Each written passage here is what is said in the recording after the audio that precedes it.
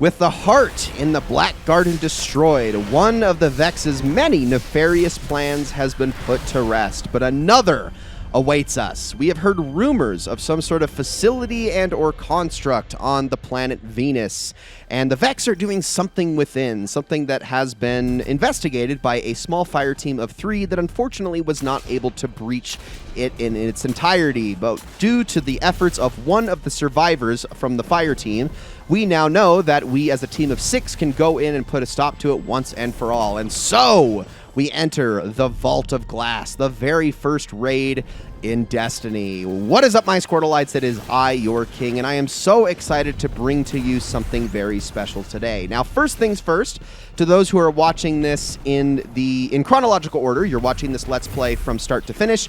This is going to be right after the events of the vanilla campaign, so you're probably a little bit confused seeing Destiny 2 gameplay.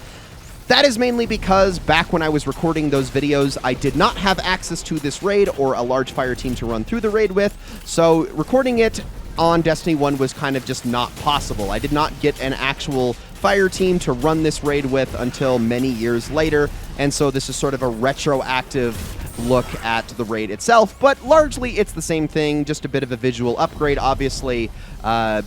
The gameplay mechanics are a bit different, with Destiny 2's gameplay mechanics being a bit more vast and a bit more complicated than Destiny 1's, but by and large, it's the same gameplay mechanics, the same encounters, just with a few slight changes, and obviously there is the visual fidelity upgrade that you get with Destiny 2. But otherwise, like I said, you're mostly getting the same experience here, which is not something I can say about other future raids that we'll be covering, but bear with me. So, for the rest of you, you're probably like, oh my gosh, finally he's covering raids. I know, 7.5 years, and we're finally taking a look at them. Again, that's because I finally got a group that I actually run raids with quite frequently now. That said, the gameplay that you're seeing today is already like 2.5 years old. I recorded this back during the Witch Queen days, and I was waiting for an opportunity in this Let's Play to actually cover all of the raids, so we're going to be going through all of them at once, like back to back. We're going to go through this one, then Crota's End, then King's Fall, then Last Wish, and then finally Deepstone Crypt, kind of all in succession as we catch up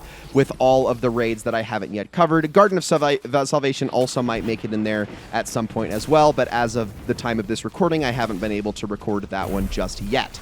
So, with all of that in mind, how is this going to work? I'm going to be recording each of these raids in 2 parts. So like I said, this is all old gameplay that I am post-commentating over. You're not going to hear the comms from my teammates because, well, I'm going to be honest, they would just be entirely irrelevant. But also just because it would be very cluttered, and I would rather take this time to go over these raids in much the same fashion I do everything else in this Let's Play. We're going to talk about the mechanics, we're going to talk about what's actually going on in the gameplay, and we're going to talk about the story and the lore and how it all pertains to that. This is also going to be, like I said, it's going to be split into 2 parts, but it's also going to be a very sort of chill look at all of this. This is not super hyper-competitive gameplay. We're not doing day 1 raids. This is not contest mode. This is not any of those things. This is just a very relaxed run-through. So you're going to see my teammates and I kind of emoting a lot and messing around because, again, this is just sort of chill, but I have edited it for your viewing pleasure so that we at least see the nitty-gritty as much as we possibly can while I explain what's going on here. With all that out of the way, and the reason I took all that time to explain it is because this opening encounter here is almost stupidly simple. There are 3 plates, which I ran past at the start of the encounter and also pointed out with my with Hawkmoon and shot. 3 plates that are all around this giant area. And what you need to do is you need to step on these plates and they will start to form a big ring around them. Once the ring has fully formed, the 3 plates will work together to form this big spire off on the top right corner of the screen that's kind of got all that vexiness around it. That spire, once fully formed, is what opens the Vault of Glass door, which we are actually about to do here in a second because it looks like it's almost complete. All you have to do is protect that plate, and not even just from all the Vex enemies. You only need to protect it from the Minotaurs, which are called Praetorians. If they step on it, they are going to undo the plate, and not necessarily reverse your progress, but they, although they might if you take too long, they are mostly just going to slow down your progress because the plate is then going to deform and then have to take time to reform once you get it back. So it just kind of slows you down. So just keep the Praetorians off of the plates, and eventually the spire will form, and the vault will open, allowing us to enter within. Now, as I said before, a fire team did enter this vault at one point, but unfortunately it was just a fire team of 3. A titan named Kabir, a warlock named Pradith, and a hunter named Pahanin. However, the last city did not know about any of these guardians except for Pahanin, and there's a very good reason for that that will make sense when we talk about what this place actually is a little bit later. Pahanin made it out of the vault and told the city about it, its dangers, and its capabilities. Thus, that was enough convincing for us to send a fire team in to actually put a stop to this place, but we would not be able to do so without the efforts of Kabir and Pradith as well, mainly Kabir. Now, Pahanin was so scarred and so traumatized by what he saw within the glass and what happened to his other fire team members that he created an artificial construct, an artificial intelligence, that he imbued within his own personal machine gun that pretty much just existed to keep him company. He was so terrified by what he saw that he was afraid of ever being alone again, so he gave a personality to his own weapon just to keep him happy, pretty much, because he was so scared of everything that he saw. That weapon, that artificial intelligence, is actually the exotic machine gun in Destiny 1 known as Super Good Advice. Unfortunately, that weapon did not actually talk to you in that game. I really wish it had, but in the lore, it was pretty much designed just to keep Pahanin company because, yeah, like I said, he was traumatized. Why was he traumatized, you ask? Well, the Vault of Glass is a place where the Vex are able to bend time and reality itself, but only within the confines of the vault. They have complete control over everything that goes on in here, and if anybody steps inside their realm, they are completely at the mercy of the Vex. If you die in the vault, there is something that the game says that says you are lost within the dark corners of time, forever lost, meaning not only are you dead, your existence is erased forever. Can you now see what may have happened to Kabir and Pradith? Now, retroactively, we know what happened to them due to events that happened later. But at the time when the Vault of Glass was breached, no one had ever heard of them, not because they hadn't heard of them in the past, but because they had been erased from the past. They didn't exist anymore because of what happened in the Vault of Glass. Pradith was lost somewhere within the maze, beyond the Templar, actually far beyond where Kabir died, as Kabir was struck down by the Templar itself. We'll talk about a little bit more about Kabir in a bit, but Kabir's efforts are why we're able to make it through the Vault of Glass, and that'll make more sense when we get to the third encounter in this room, because yes, this room that we're in right here is going to be the subject of 3 different encounters. The first encounter, right here, is just another keep-away game. Now, in Destiny 1, this was a much, much longer endurance experience. What you have to do is you have to prevent the Vex from getting to 3 different constructs that are around the room. There's one on the right side, one in the back, and one on the left side. They haven't spawned just yet, but they will spawn or at least the back ones spawn, but the others will spawn a little bit later. If the Vex make it to these constructs, that's bad, first of all. That's bad. In fact, right there, you saw an effect of what happens if one of the Vex makes it to the constructs, or if any of you touch the residual pools left by these guys I'm shooting right here called Fanatics. They leave little Vexy mechanical pools on the ground, and if you step on those, or again, if a Vex sacrifices itself, you will be marked. Now, if you step in the pool, just you will be marked, but if any Vex sacrifices themselves to a conflux, the entire group of 6 is marked.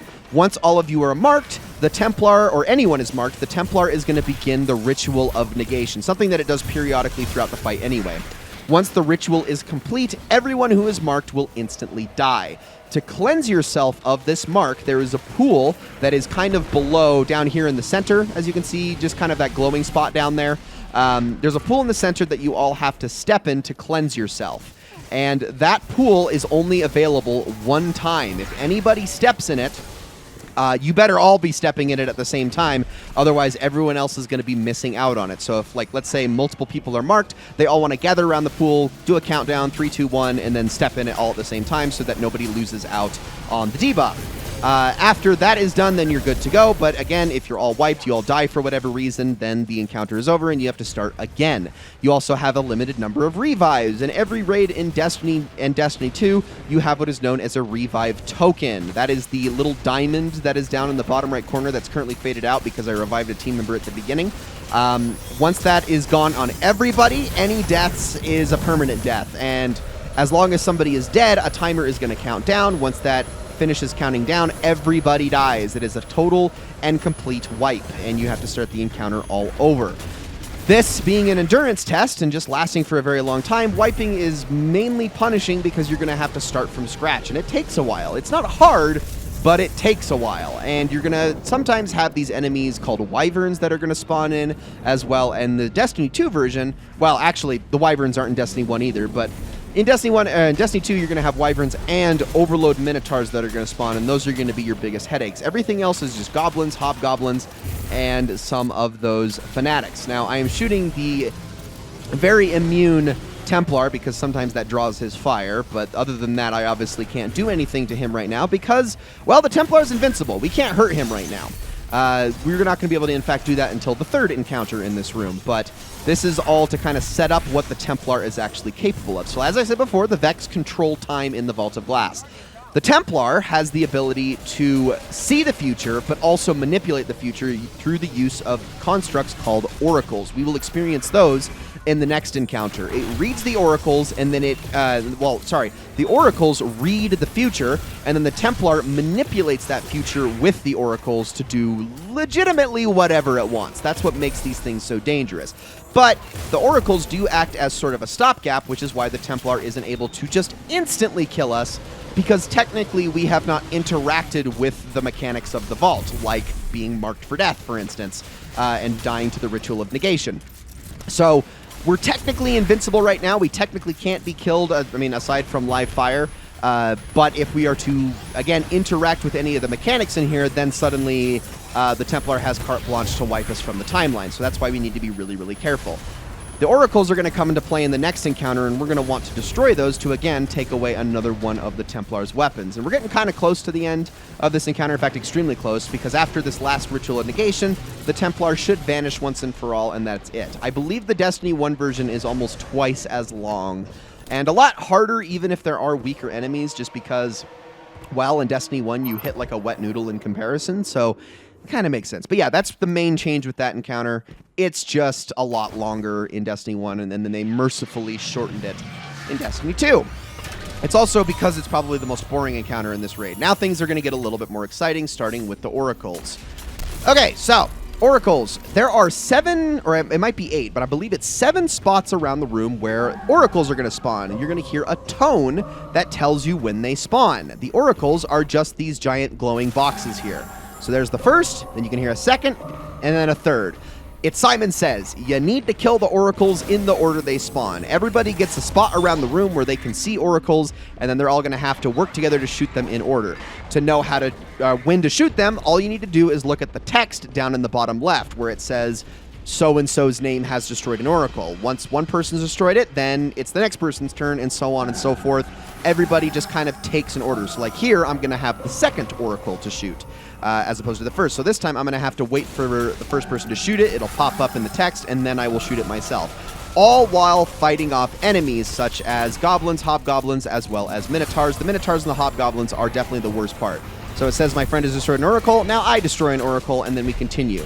With each successive pattern, more oracles in the sequence will spawn, so it's going to get slightly harder, going, I believe, all the way up to 7 or 8 oracles.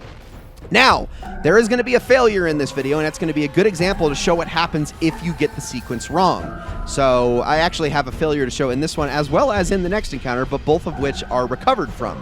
So as I said before, you have revive tokens in here. And you can only revive everybody once, or each person gets to revive someone else once, and that's pretty much it. So, summons the oracles, there's the order. I had the third one, and then I believe, yep, the fourth one got destroyed out of order. So here's where we need to go and jump into the pool together.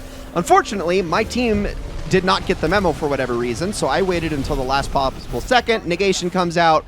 I just slid into it to pretty much save the run. And from here is where we're going to have to revive everybody. So revive all the people that actually have tokens. Wanted to make sure I grabbed somebody that actually had one. And then they're just going to sort of chain revive each other while the mechanic starts over again. So that's what happens if you mess up on Oracle. Everybody gets marked. You have to go down to the pool and you all have to jump in it at the same time. But I was the only person who actually did it. And I want to say that's because at the time that this was recorded, half the people in this group didn't actually know this mechanic, so that it's not like they were just being dumb. It was like, no, they legitimately didn't know what to do. And so that was just a sort of a demonstration of that. So we wait for the right order. There's the second. Now I get the third. And I actually have the fifth one as well because the person usually watching this, I believe, is still dead. So there we go. Now they continue, and we're back on track. Same kind of thing as what was going on before, but that's what happens when a run gets disrupted. A lot of people will just kind of opt to wipe at that point, which is totally fair, and I can understand you'd want to do that too because it just is a little bit easier to do that. So as you can see, this time I have 2 oracles in my area, and this is why I'm kind of moving back and forth across the room, is to sort of keep track of my oracles and the timing that they spawn, because I'm responsible for that. I need to know when they're popping up. Otherwise, I am leaving my teammates out to dry, and then we will all die. And if we all got marked again, we're screwed because there is no pool in the middle for us to get cleansed from again. So there we go. Got another oracle. It's really helpful to get a weapon that can take out those oracles in one hit. A really strong fusion rifle will do. Certain machine guns like Xenophage are very good at that. Back in Destiny 1, a lot of the weapons that you could get in the Vault of Glass actually had a bonus ability to do more damage to oracles, which made them very nice as well. So there, on that one, I had pretty much the second one and the last one, I believe. So again, we're going to want to hit these in order. But as we destroy these oracles, again, remember, we are getting rid of the Templar's capabilities here. So after that, we should be able to then attack the Templar itself. At least that's the idea. So let's hit this right. Stop for a second to go shoot that. Now I'm good, just keeping track. You can hear the pops as things go. So there is number 5, number 6, and now mine number 7. And there we go. Oracles recognize their refrain, and that is done well. And I believe that was the last one. So 7 is the total amount that you need to do. And there we go. Very, very simple. So with all that done, all that remains is the Templar encounter. And with the Templar, a new mechanic is going to come into play. And that mechanic is the Relic. This Relic is very important to the Vault of Glass. We need it to do multiple future encounters, and we're going to talk more about the Relic in the next 2. But the Relic is used for taking down the Templar. Now, the Templar still has uses of its oracles, but this time it's only going to call 3. Now, I blunder this at the beginning here because what I do is I actually put the Relic down to shoot this oracle, which you should not do because see that super meter that's building while I'm holding the Relic? You want that full because I cannot take down the shield of the Templar until it's full. And yeah, you can just ground pound. So as it does the Ritual of Negation, this is generally when you're supposed to shoot it. But as you can see, I messed up. But that's okay because we're going to show what happens when you mess up. After that, more oracles are going to spawn. You're going to kill them. Same thing as before, but this time I'm going to be smart if I attack an oracle. I actually can't remember if I do here, and I'm just going to ground pound it instead. There's going to be another kind of screw up here in a second, but that's going to also be useful towards this mechanic, because what we're trying to do is bring the Templar shields down, and then we're just going to lay into it with damage. So I'm the only one running around with the Relic. Nobody else has one. They are all going to gather at the right time in a specific spot, and they are going to lay into the Templar and do as much damage as they possibly can. So oracles go off again. I believe okay, so I think I leave that one. Oh, no, I think I go after this one. So I'm going to ground pound or hit that one. There we go. Just a single swipe is enough to take it down.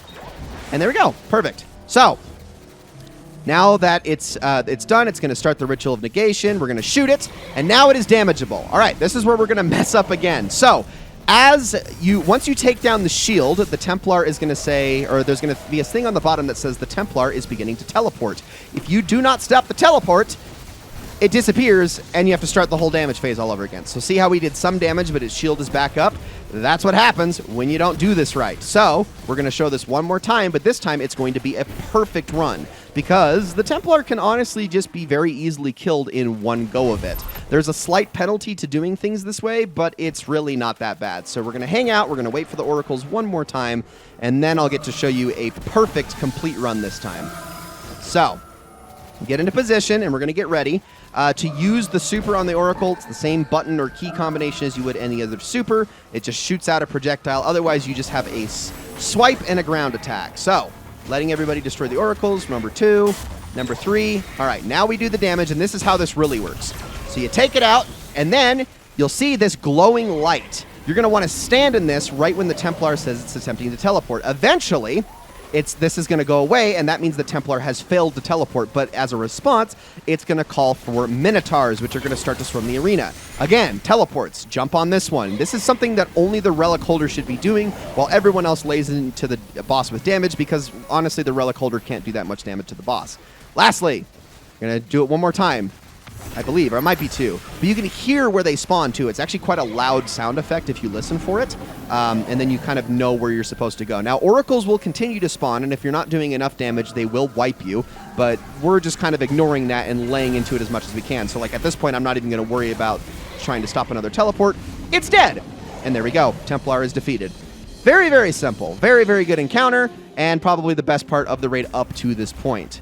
Ladies and gentlemen, thank you all so very much for watching. In the next episode, we will move on to the second part of the Vault of Glass and take down the final boss in the raid. Thank you all so much for watching, and I will see you all in the next one.